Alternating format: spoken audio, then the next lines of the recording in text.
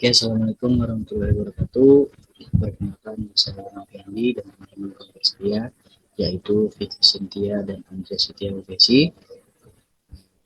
Saya akan proyek sistem pakar yang kami buat, yaitu sistem pakar diagnosa penyakit jantung dengan menggunakan metode case based reasoning. Sebelumnya, proses penggunaan aplikasi dari yang kami buat ini. Proyek ini bertujuan untuk memberikan informasi edukatif tentang faktor risiko dan cara pencegahan penyakit jantung kepada pengguna. Sebagai alat bantu bagi dokter atau tenaga medis dalam menganalisis kondisi pasien sebelum dilakukan pemeriksaan lebih lanjut. Dengan basis pengetahuan dari pakar medis, aplikasi ini bisa memberikan rekomendasi yang lebih akurat dibandingkan pencarian informasi secara mandiri. Sistem ini dapat menyimpan dan menganalisis riwayat, gejala, serta faktor risiko pasien untuk rekomendasi kesehatan jangka panjang. Langsung saja ke tampilan yang pertama, yaitu tampilan untuk user atau pengguna. Di sini terdapat home, proses diagnosa, kemudian menu informasi, kemudian mendaftar penyakit dan menu login. Menu login di sini digunakan untuk seorang admin ya. Oke, langsung saja ke menu yang pertama. Di sini menu home. Di sini menjelaskan tentang sistem pakar diagnosa penyakit jantung seperti apa itu penyakit jantung pada manusia dan cara pencegahannya. Itu juga ada di sini kita jelaskan, dan kita juga berikan di sini gambar dari anatomi jantung manusia. Lanjut kepada menu proses diagnosa. Di sini kita coba Andreas, 4 tahun, di Cibubur. Sudah kita buat juga, kita coba. Kemudian akan menampilkan gejala-gejala seperti dada semu, detak jantung cepat, detak jantung lambat, nyeri pada dada, panas, sesak napas, dan lain-lain. Kita tinggal centang-centang saja yang kemungkinan dirasakan oleh Andreas.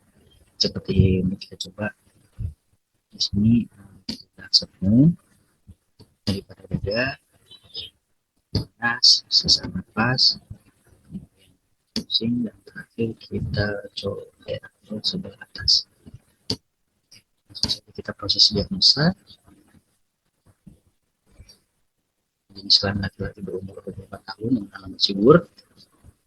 Bisa kemungkinan besar Andreas menderita penyakit perikarditis sebesar 46,8. Karditis, penyakit ini adalah peradangan pencairan dan penebalan. Untuk solusi pengobatannya segera lakukan pembedahan, dan pembedahan yang secara dilakukan bisa mengurangi angka kematian pada apendisitis. Kemudian kemungkinan kecilnya juga Andreas menderita penyakit heart valve disease sebesar 25,22%.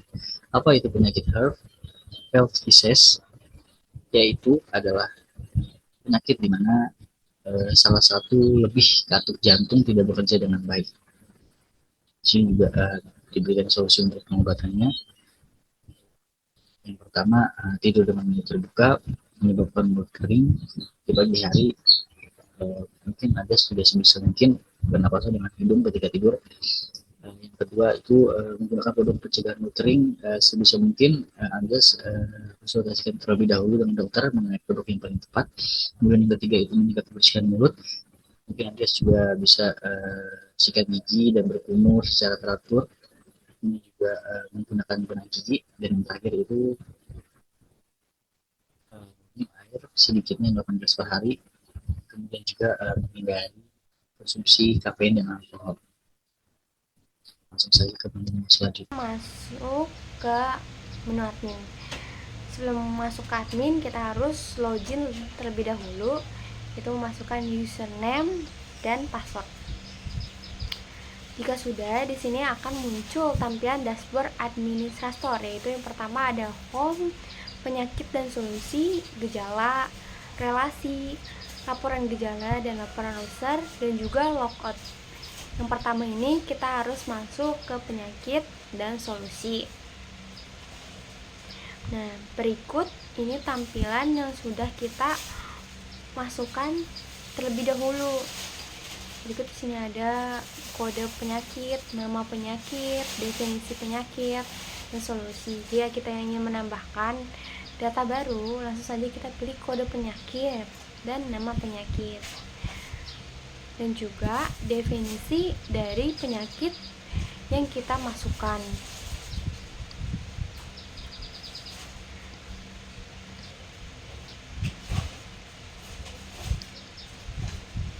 Selanjutnya di sini masukkan solusi dari penyakit yang kita buat tadi. Nah, jika sudah, langsung saja klik simpan. Maka data tersebut akan tersimpan otomatis.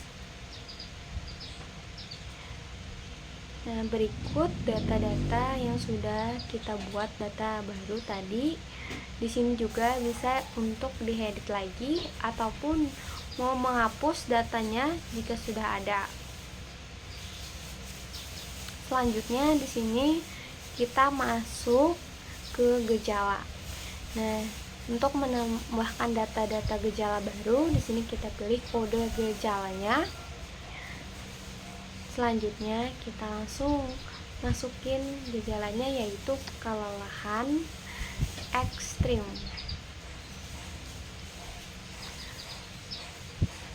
Jika sudah, langsung saja kita simpan.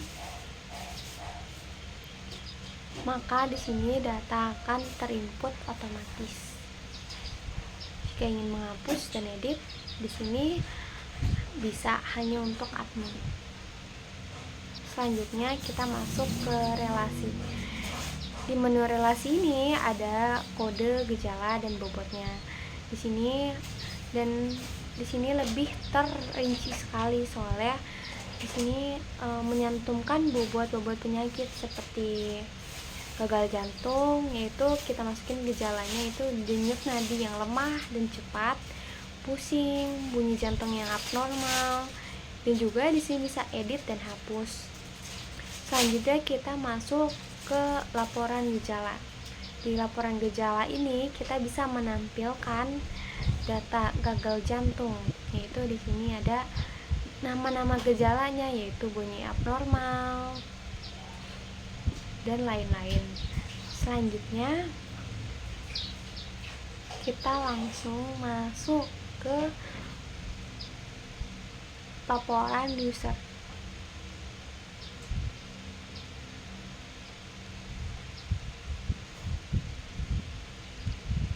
Nah, di laporan user ini ada nama, ada jenis kelamin, umur, alamat, dan juga jenis-jenis penyakit. Dan di sini bisa ada data kunjungan yang kita kunjungi pada menu pendaftaran di admin. Nah, jika sudah, langsung saja kita log out. Sekian dari saya. Selanjutnya akan dilanjutkan oleh rekan saya. Di sini saya akan menjelaskan tentang codingan dan kesimpulan nanti akhir akan saya jelaskan. Pertama-tama, program atau aplikasi yang kami buat dalam mata kuliah sistem berbasis pengetahuan ini, kami menggunakannya dengan berbasis web dengan menggunakan bahasa pemrograman, yaitu ada PHP, ada juga CSS, JavaScript, serta HTML.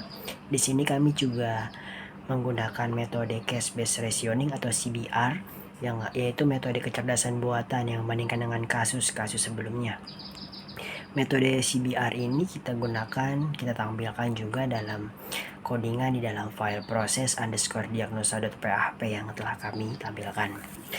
Lalu kita masuk ke dalam database-nya. Di database ini kita juga dapat melihat bahwa dalam database kita membuat berbagai macam tampilan, yaitu kita juga membuat create table.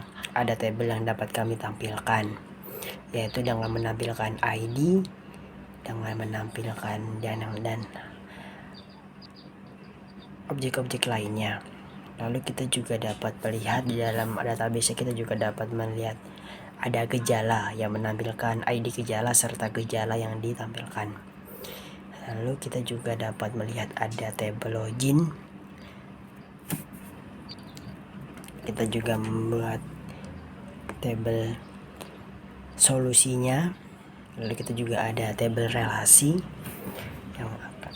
kita juga ada tabel tampilan analisa, ada juga tampilan gejala, lalu juga kita juga buat ada tampilan pasien yang akan nantinya memuat ID, nama dan sebagainya. Ada juga tampilan penyakit, dan lalu kita banyak juga menampilkan tabel-tabel yang lainnya. Di sini program ini berjalan di dalam localhost yang menunjukkan bahwa ini adalah aplikasi berbasis web yang dikembangkan menggunakan bahasa pemrograman PHP dengan database seperti MySQL untuk menyimpan data pengguna lain dan dalam hasil diagnosa. Menggunakan metode Case-Based Reasoning atau CBR, yaitu metode kecerdasan buatan yang menyelesaikan masalah baru dengan membandingkannya dengan masalah-masalah sebelumnya. Sistem ini tidak perlu aturan dari awal, melainkan cukup mencari pengalaman yang paling relevan, kemudian mengadaptasinya untuk menyelesaikan masalah saat ini. Yaitu pada akhirnya kesimpulannya adalah berdasarkan pengembangan yang telah kami lakukan, sistem pakar jantung yang telah kami buat ini dapat disampaikan dalam presentasi, yaitu pertama, ini digunakan juga untuk kemudahan diagnosa awal. Sistem ini membantu pengguna dalam melakukan diagnosa awal penyakit jantung berdasarkan gejala yang mereka alami. Yaitu kami juga menyimpulkan adanya pemanfaatan metode Case-Based Reasoning memungkinkan sistem untuk menyelesaikan masalah baru dengan membandingkannya dengan kasus-kasus sebelumnya. Hal ini membuat sistem lebih fleksibel dalam menangani berbagai kondisi pasien tanpa perlu merancang aturan dari awal.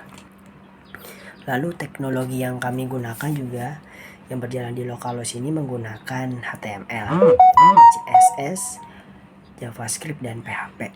Menggunakan database MySQL untuk menyimpan data kasus sebelumnya serta hasil diagnosa pengguna. Yaitu juga ada keunggulan sistem dari yang kami buat, adanya aksesibilitas. Bisa digunakan kapan saja tanpa harus bergantung pada ketersediaan dokter. Efisiensi, yaitu juga dapat mempercepat proses identifikasi gejala dibandingkan metode konvensional. Lalu yang ketiga, keunggulan dari sistem yang telah kami buat yaitu juga pembelajaran berkelanjutan.